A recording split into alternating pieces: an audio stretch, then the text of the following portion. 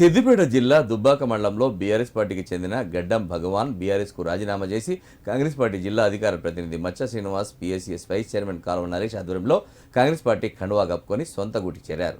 ఈ సందర్భంగా వారు మాట్లాడుతూ బీఆర్ఎస్ పార్టీలో కష్టపడి పనిచేసినా కేవలం కొంతమంది నాయకులకు మాత్రమే న్యాయం చేకూరుతుందన్నారు.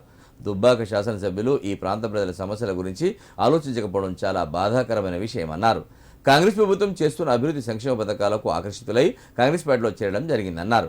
గత 15 సంవత్సరాలు కాంగ్రెస్ పార్టీలో పనిచేసిన అనుభవం ఉన్నా నేను కొన్ని అనివార్య కారణాల వల్ల బీఆర్ఎస్లో చేరడం జరిగిందని, ఇక నా జీవితకాలం కాంగ్రెస్ పార్టీలోనే ఉండి పార్టీ కార్యక్రమాల్లో చురుకుగా పాల్గొంటానని తెలిపారు.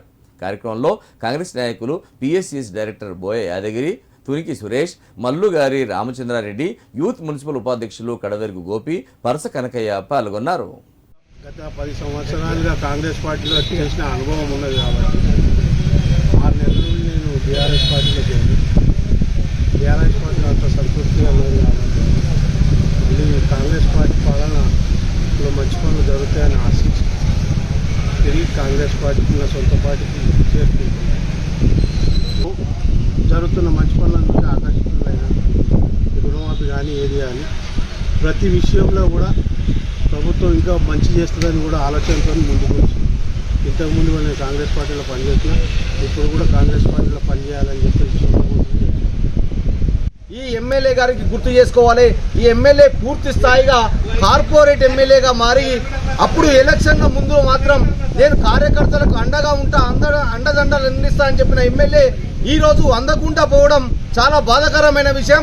ప్రజా సమస్యలను గాలికి వదిలేసి, కార్యకర్తల సమస్యలను గాలికి వదిలేసి ఈ రోజు ఆయన స్వార్థ ప్రయోజనాల కోసం ఎక్కడెక్కడో ఉంటూ ఇక్కడి ప్రాంత ప్రజల మీద కానీ, ఇక్కడ ఉన్నటువంటి చిన్న స్థాయి కార్యకర్తల మీద కానీ ఆయనే చొరవ చూపకపోవడం చాలా బాధాకరమైన విషయం.